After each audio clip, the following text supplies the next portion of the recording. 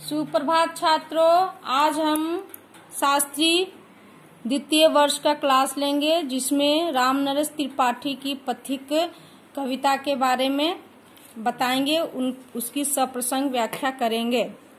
इससे पहले हम रामनरेश त्रिपाठी के व्यक्तित्व, उनका जीवन परिचय, उनकी काव्य रचनाएं आदि के बारे में हम बता चुके हैं और एक 8 पंक्तियों की कविता का सप्रसंग व्याख्या भी कर चुके हैं। आज हम पथिक का दूसरा 8 पंक्तियों की कविता का सप्रसंग व्याख्या करेंगे। निकल रहा है जल निधि तल पर दिनकर बिंब अधूरा, कमला के कंचन मंदिर का मानो कात कैंगूरा, लाने को निज पुण्य भूमि पर लक्ष्मी की असवारी, रत्नाकर ने निर्मित कर दी स्वर्ण सड़क अति प्यारी। निर्भय दृढ़ गंभीर भाव से गरज रहा सागर है, लहरों पर लहरों का आना सुंदर अति सुंदर है। कहाँ यहाँ से बढ़कर सुख क्या पा सकता है प्राणी, अनुभव करो हृदय से है अनुराग भरी कल्याणी।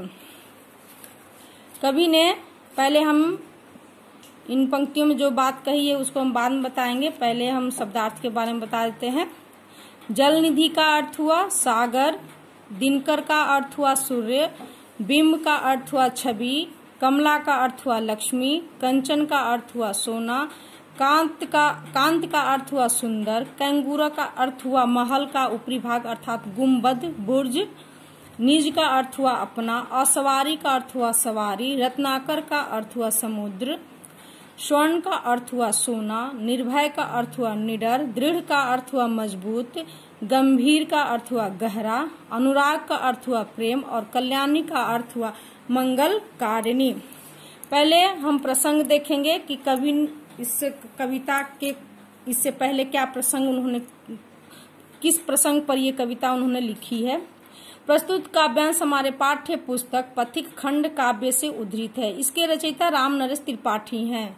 इस कविता में कवि ने दुखों से विरक्त होकर प्रकृति के सौंदर्य पर मुग्ध होकर वहीं बसना चाहते हैं, इसलिए कवि पथिक के प्रकृति प्रेम के बारे में बताते हैं। व्याख्या है। पथिक सूर्योदय का वर्णन करते हुए कहता है कि समुद्र की सतह से सूर्य का बिंब अधूरा दिख रहा है, अर्थात आधा सूर्य जल के अंदर दिख रहा है और आधा जल के बाहर। ऐसा लगता है मानो यह लक्ष्मी देवी कमला के स्वर्ण मंदिर का चमकता हुआ कैंगूरा अर्थात गुंबद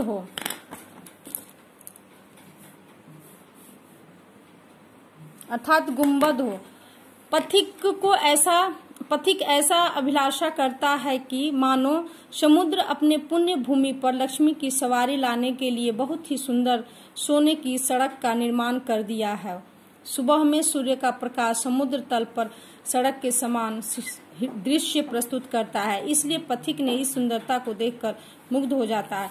कभी आगे की पंक्तियों में कहते हैं कि इतना विशाल समुद्र निर्भय होकर दृढ़ संकल्प लिए हुए गंभीर भाव से गर्जन कर रहा है। ऐसा लगता है मानो आसमान में बादल गरज रहा हो।